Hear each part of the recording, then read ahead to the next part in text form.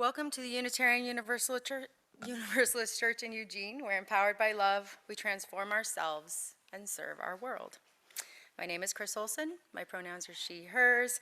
I'm one of 14 worship associates who help shape and lead Sunday worship throughout the year.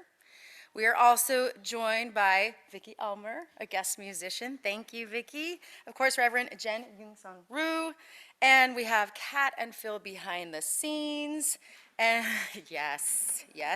And Bob Sorens joining us to help with music, as well as, of course, Suzanne Giordano, our pianist.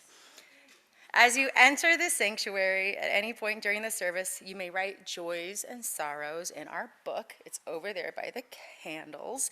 You can light a candle or place a stone in water. Let that be your prayer today. If you're joining from home, you can write prayers of joy and sorrow into the Zoom chat, which will be open until the start of the sermon.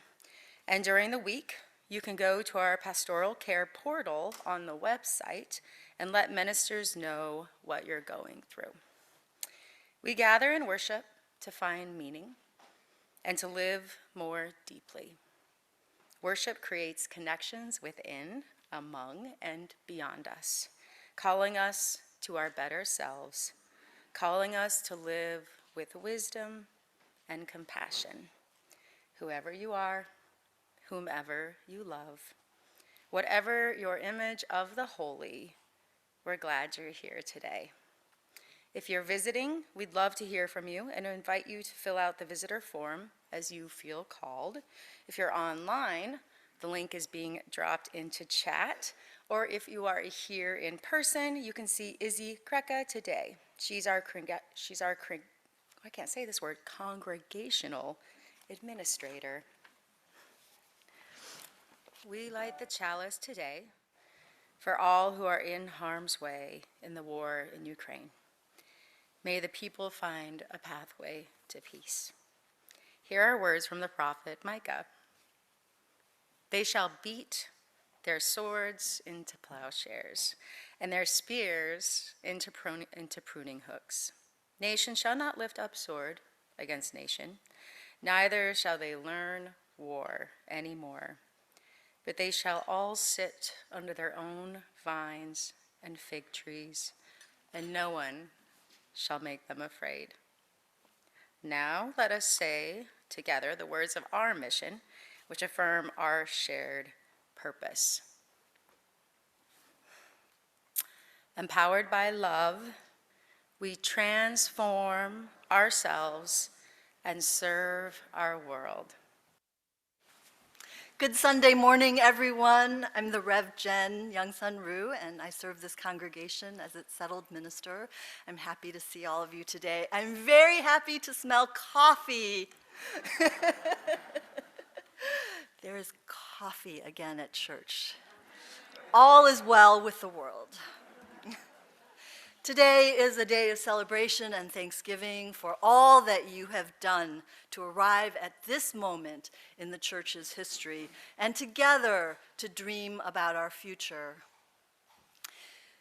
And yet, opening this morning's newspaper, we see more aggression and more death and conditions becoming more dire for the Ukrainian people.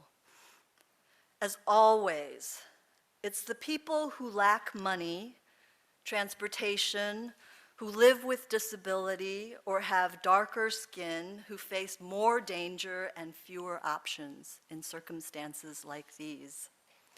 The Unitarian Universalist Service Committee supports grassroots groups that work with the most vulnerable and marginalized people whose access to traditional aid is very limited. And so if you're looking for a way to help, please consider the UU Service Committee. As we enter this time of worship, let us gather in solidarity for all who hold that timeless vision of peace, each sitting under their own vines and fig trees, and no one shall make them afraid. Come, Let us keep moving together toward that vision. Come, let us worship together. So today, Sarah is taking a break. Actually, she's teaching today, so I asked her if I could tell the story. And I know that there are children out there, children and youth, I think they're, oh, there you are, hello, hello. We're glad you're here. We're so happy to see you. So I have a story for you today. It's one of my very favorites. And it starts, as all good stories do, with the words, once upon a time. Once upon a time in Israel, there was a very elderly father who had two wonderful sons. But the time had come when the father had become ill and died. And he left this big piece of land to his two sons, brother one, brother two. And they divided the land equally. It was a farm, actually. They grew barley. And so the younger son built a house over here, and the older son built a house over here. The older son was married and had 3 lovely children. The younger son was single and lived alone. Every day they worked together in the fields. They got along really beautifully. They worked all day in the fields, and then at the end they harvested, and then they put all of their barley into the barn, and then they went to sleep. Well, one night the younger brother was falling asleep and was thinking, you know, my wonderful brother, he has a whole family to take care of, and me, it's just me. What I'm going to do is I'm going to take some of my barley over to his barn. And so in the middle of the night, younger brother took one of his barley sheafs, Dave, is that the right word? Over to older brother's barn and put it in there. And then he went to sleep. Well, little did he know that older brother was also having the same thought that night. Older brother was saying, oh, you know, I am so richly blessed. I have a wonderful spouse, and I have these beautiful children, and they are here to help me, and they're going to take care of me in my old age. My poor brother doesn't have anybody. I know what I'll do. I'll take one of my sheaves of barley and take it over to younger brother's barn and put it there. And so that's what he did that night. Well, when the two brothers got up in the morning and checked their inventory in their barns, they noticed they were exactly the same as the day before. How did that happen?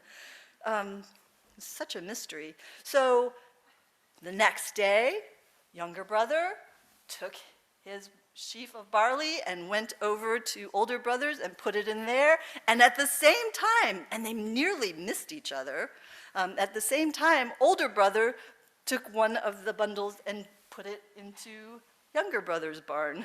And again, the next morning, they took inventory of their barns and they said, wait, this is weird. Our inventory is exactly the same as it was yesterday.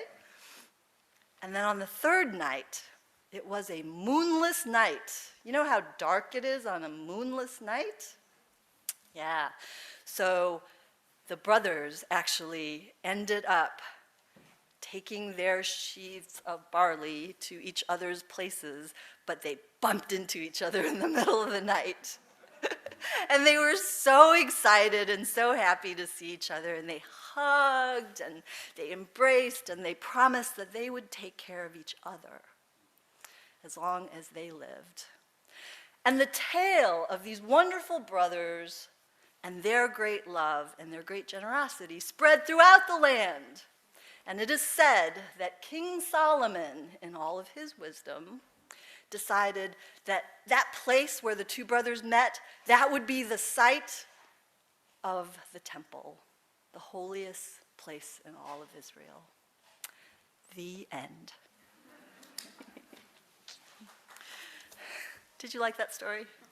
Yeah, me too. It's one of my favorites.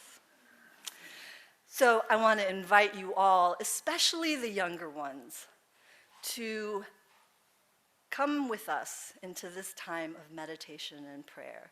This is a meditation called Metta, and it's really easy for everyone to do. And so I want to just invite all of you to get comfortable, whatever that means for you. And close your eyes if that feels okay. And first, just think about yourself. Can you feel your heart beating?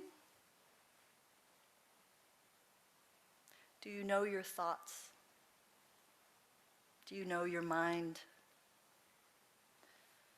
What do you need? What do you need?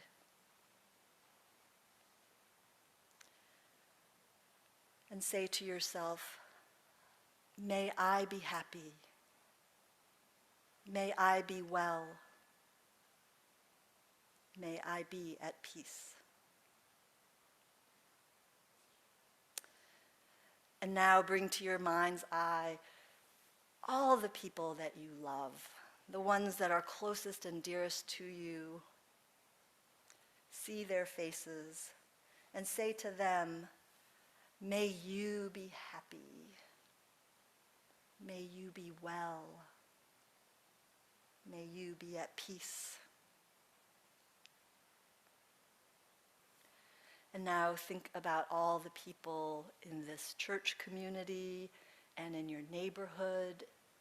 Think about the people in your school. Maybe somebody you haven't met yet. You don't even know their name. Bring their face to your mind and say to them, may you be happy. May you be well. May you be at peace.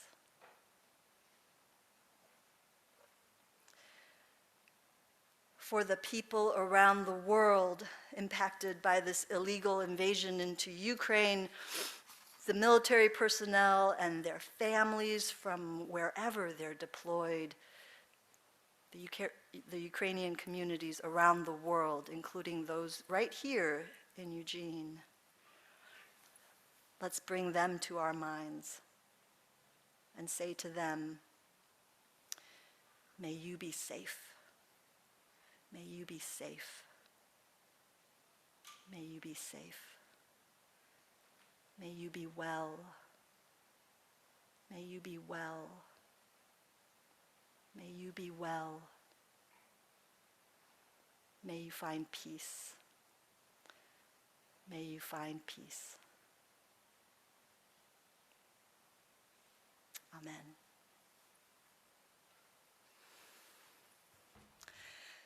So today is Stewardship Sunday.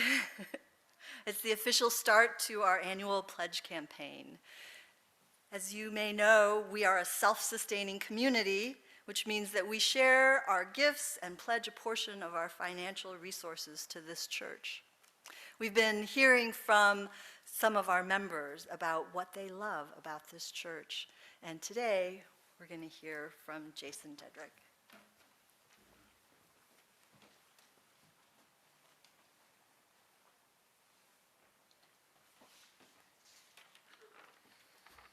Good morning. My name is Jason Dedrick. My pronouns are he, him. And I grew up in a big church in a small town in Ohio. And so it was the kind of place where the mayor was part of our congregation, my music teacher, our insurance agent, the funeral home director, pretty much the community was there. And it was this place that raised me. It was the community that I grew up with. And I have very fond memories of the large brass offering plates with the velvet center being passed around, and my sister and I fighting over if it would get passed to us so we could pass it along. And my parents putting their envelope, they had an envelope for every week of the year with their name on it, and their envelope would go into the tray. And so, this being a Methodist church, I went through confirmation, and probably more so than confirmation itself, I was more excited about the idea that on today, actually, would have been the first day of the campaign, back at a back table, back in the social hall, would be all of everyone's boxes stamped with their name with their envelopes for the year. And so I'll never forget that first year that I had a box with my name on it for my envelopes. And it was probably more exciting than confirmation, oddly. And so every week I would put a few of my dollars into that envelope, put it into the tray when it came around. And it was probably more about, less about kind of God and my relationship with my faith, and more about the community that had nurtured me and raised me. And so kind of fast forward to today, we've been part of this community for 15 years. And I have found that building community is a real passion for me, maybe even a purpose. And so I have brought my time and my talent to my career, trying to build community, and that career brings me treasure. And then I put that treasure back into the places that also build community, like the Oregon Cultural Trust or United Way. And so this place, as I mentioned, has nurtured not only my own spiritual development, but that of our children and our family. And as I've gotten older, I've realized that that kind of community is not easy to get. As we think about maybe, do we want to live somewhere else when we retire, what would it take to rebuild that community that you get in a place like this? And so aside from bringing my time and talent to this congregation, I also bring my treasure to help nurture this place, this beloved community, so that it continues to be here for me and for my kids and their grandkids and for all the people that aren't here yet, but that are going to be here.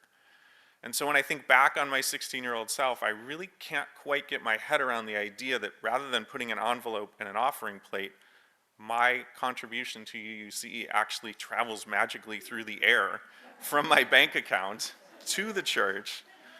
But it doesn't really diminish the fact that I feel this sense of still building community and belonging with that treasure that I bring to the church each week. And that it is building something not only inside these walls, but outside these walls as well. Thank you.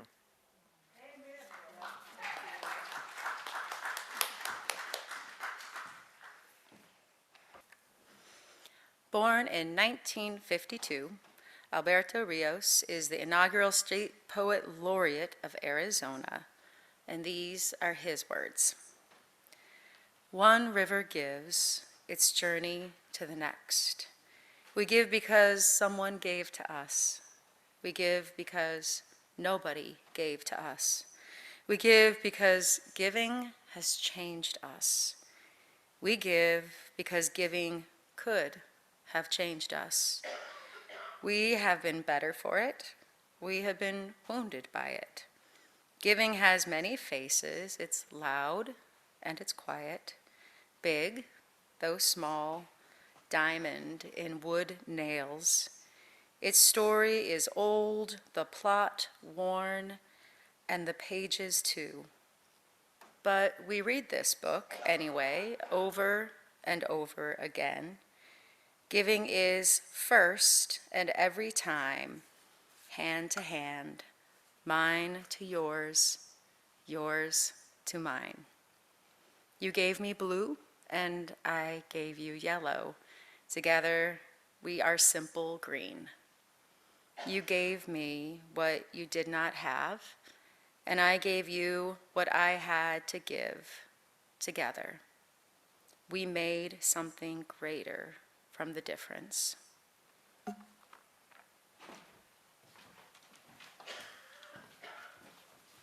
Thank you, Chris. A few months ago, I was meeting with the worship associates in our monthly planning meeting, and when I brought up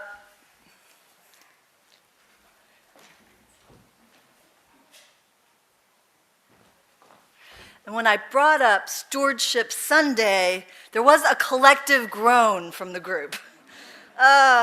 No, we hate talking about money. Just bringing up the topic, I mean, especially by the minister from the pulpit, stirs up all kinds of feelings, right? Anxiety, fear, anger, judgment, defensiveness. Any other feelings you want to shout out? Guilt. Joy. Thank you, Dana. Dana will be running our pledge campaign next year.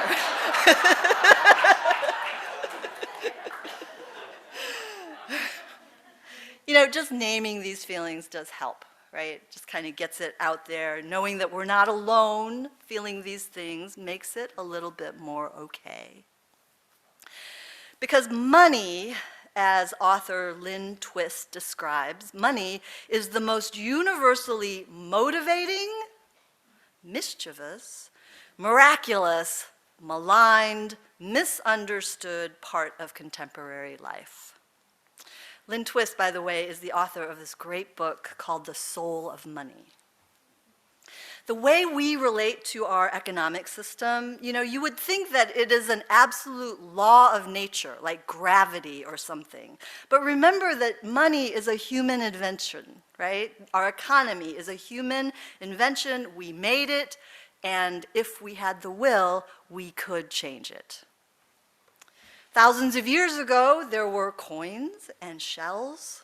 Those were used to make trading easier. So instead of me bringing you one sheep and you giving me your wheat harvest, I just give you this shiny little coin. It's a lot easier that way, and it helped spread wealth and share goods and services.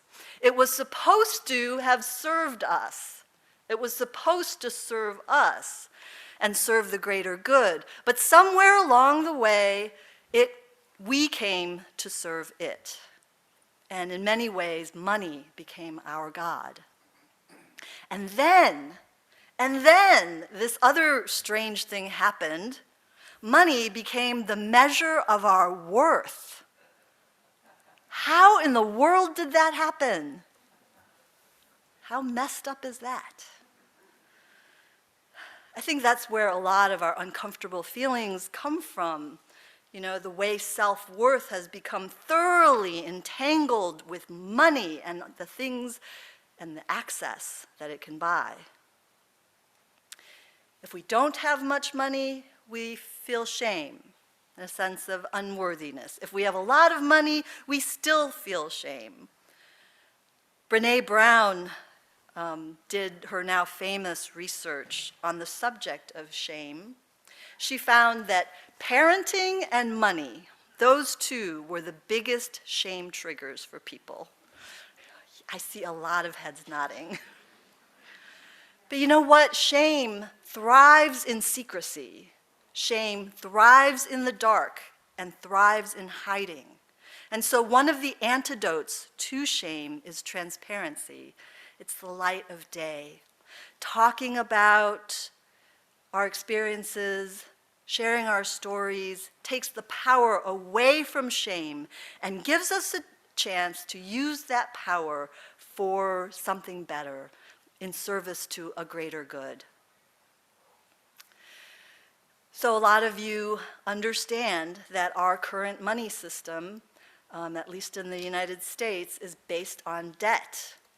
Our economy only works if the economy keeps getting bigger and bigger, keeps growing, if we keep spending, if we keep monetizing every relationship, if we keep monetizing every material object and every idea.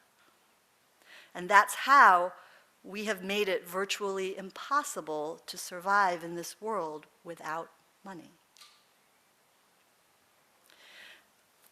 Buckminster Fuller, you know that name? He's one of our more famous Unitarian ancestors, right? He invented the geodesic dome. But he also spent a lot of his life devoted to and committed to sustainable economics.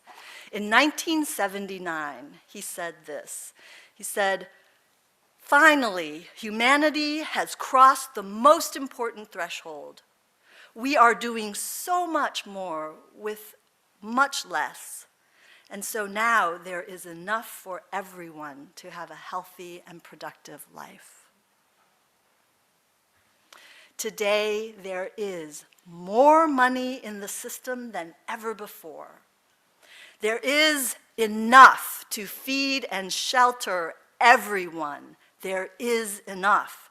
And yet, because of hoarding, there is this sense of terrible scarcity.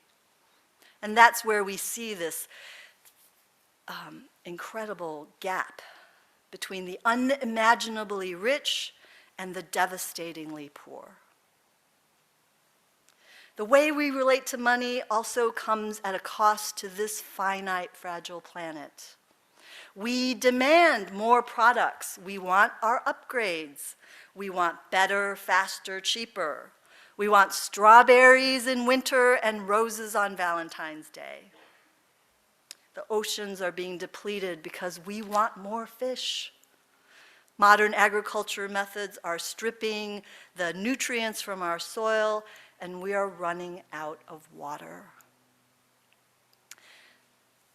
I believe that the particular ministry of our time right now is this issue, and in the truth that there is enough for our need, just not enough for our greed.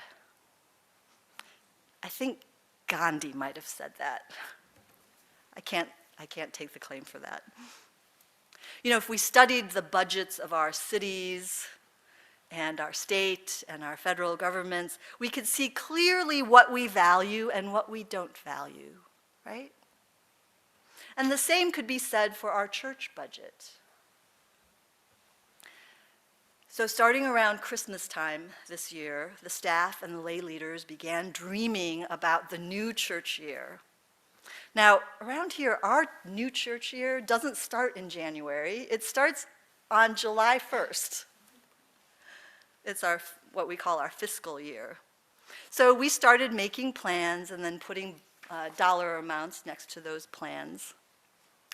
Because money flows like a river, like a current currency, right? It's not ours to hold. It's not ours to hoard or collect. It needs to flow. And as the money circulates, it carries with it our values. Like it says in the Christian scriptures, "For where your treasure is, there your heart will be also." The church's budget is a moral statement. That's where we find our heart and soul. The Unitarian Universalist Church in Eugene gives a lot to the greater Eugene area, and you can see the fruits of our faith in our giving. Let me give you some examples. First, we are an ethical employer of 16 people who pay taxes and have benefits and are paid fairly. We recently hired a new ministerial intern, and a new director of music is coming. You'll meet both of them very soon. Last year, this church gave almost $26,000 to local nonprofits who are aligned with our mission. We gave our neighbors access to fresh produce, meals, and 4 Conestoga huts for shelter. We gave packaged foods and medical supplies. Neighbors knock on our door almost every day. We give them warm socks and snacks and a blanket and a bus pass.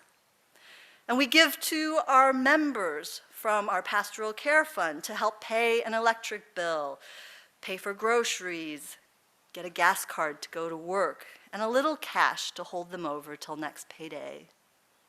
We give each other the gift of active listening in small groups. We give empathy and kindness. We give cards and casseroles. We give spiritual nourishment every Sunday morning to those whose religious and spiritual needs are not met in other houses of worship.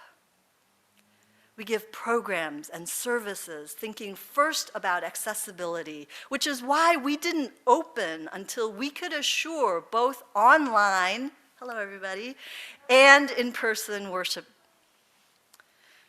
We give unconditional love and acceptance to everyone who comes here. Yes, amen indeed. We give the world an institution that is doing the real work of dismantling racism and supremacy in all of its forms. We give the earth around our building, at least, organic nourishment, allowing the land to feed birds and insects and the people who will find figs as they walk through our property. We give the surrounding community a property that is well maintained, well used, and it adds beauty to this little corner of Eugene. Our space is used by preschool children and has been a site for well baby clinics and a COVID vaccine clinic and support groups that count on this space for their meetings. Our plans for the coming year include more of this kind of giving, more engagement with community partners, deeper connections and relationship building with nonprofits and our neighboring faith communities. And soon, you are going to be invited to take part in some very serious conversations about the land development project across the street. We have a chance, a once-in-a-lifetime chance, actually, to do something very impactful and long-lasting in this corner of our city. We give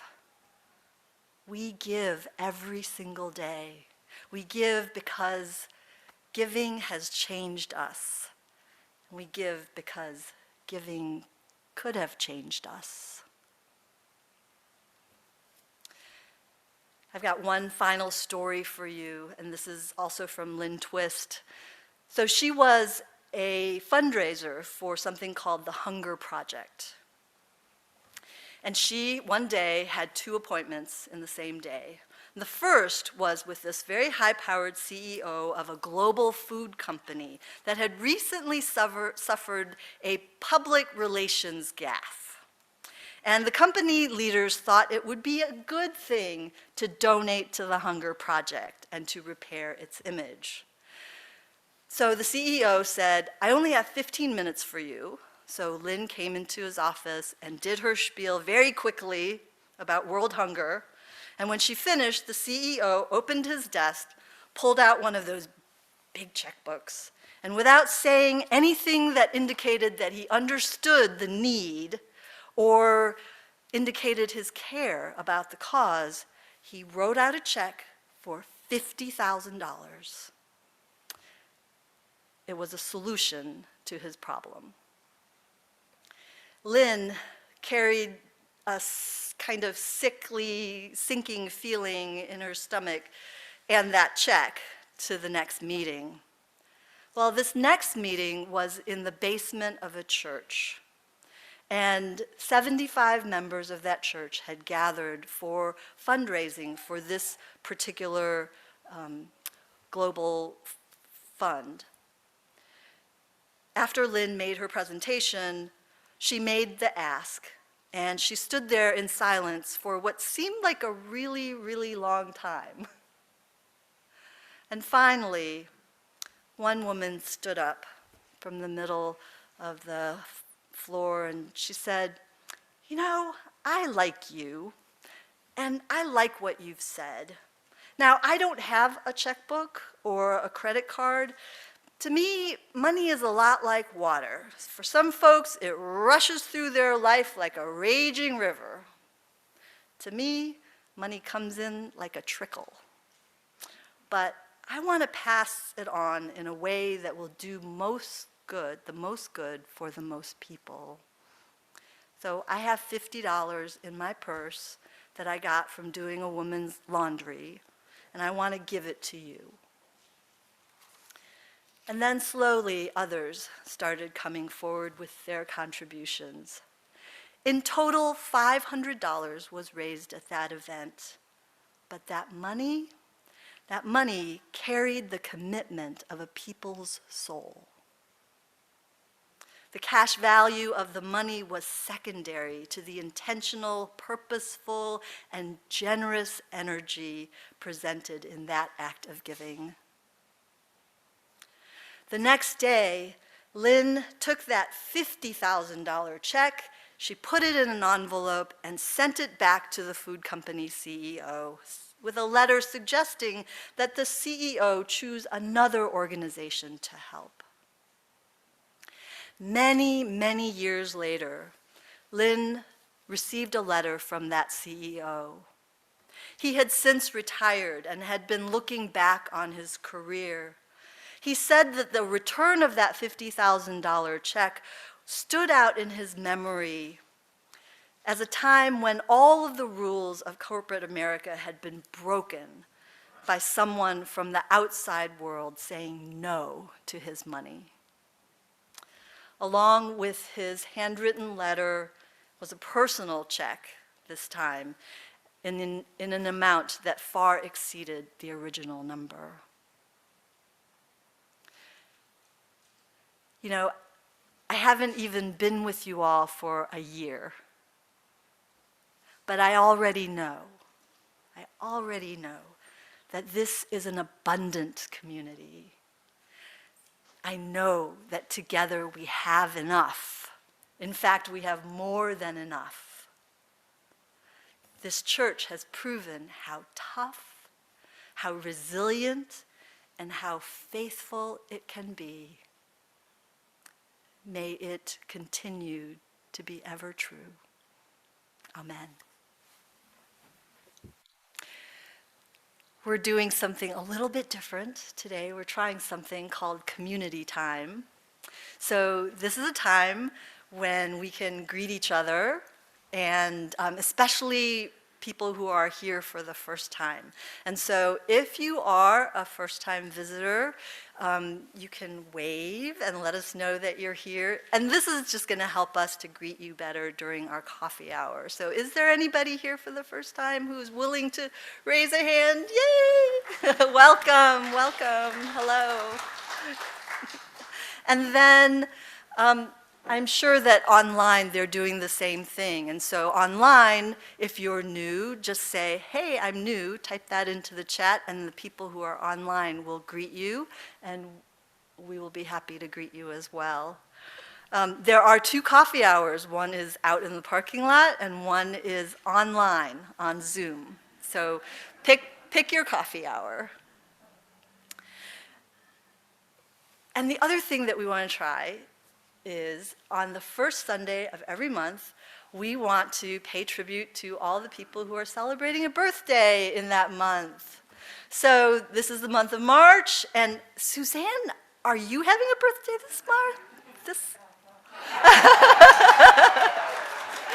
Who else is having a birthday this month? And if you're on Zoom, go ahead and type your name in. All right.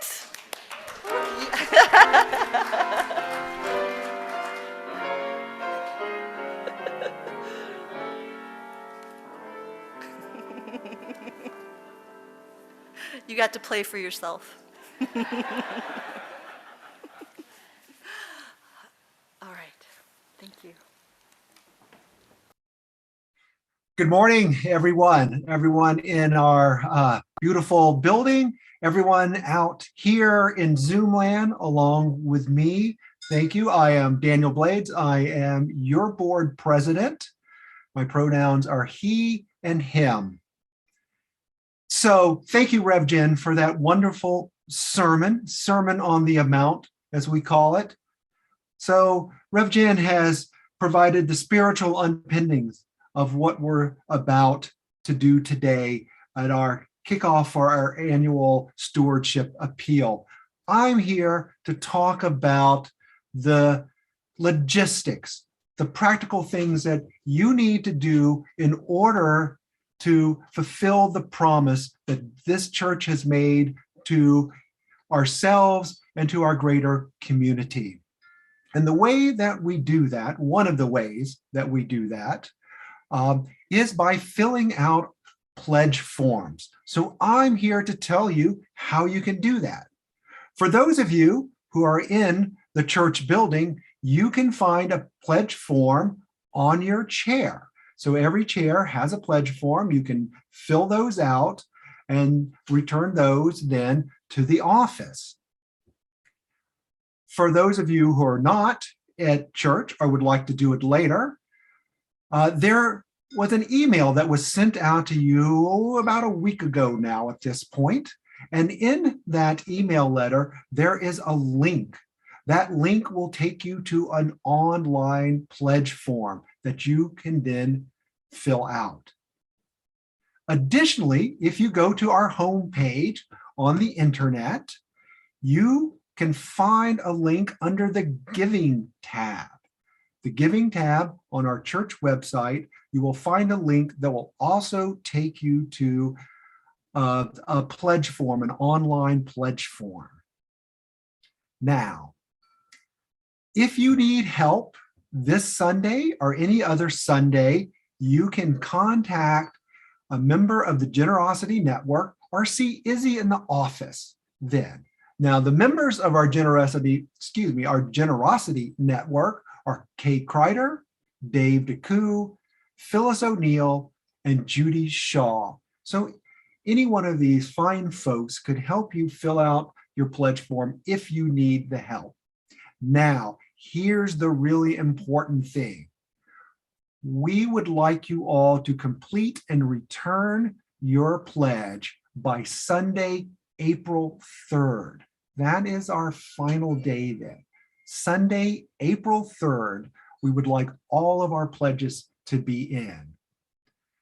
Now, I fully expect that you will need reminders. I know I'm a person who would like reminders, so we will continue to let you be reminded that our pledges are due by April 3rd. Again, if you have any questions, ask a member of our Generosity Network or Izzy in the office.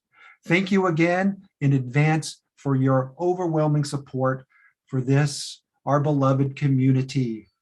And I will hope to be with you in present and church at some time in the not too distant future. Thank you. We extinguish this flame, but not the light of truth, the warmth of community, or the fire of commitment. These we carry in our hearts until we are together again.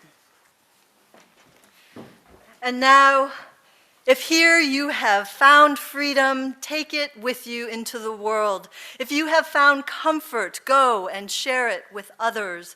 If you have dreamed dreams, help one another, that they may come true.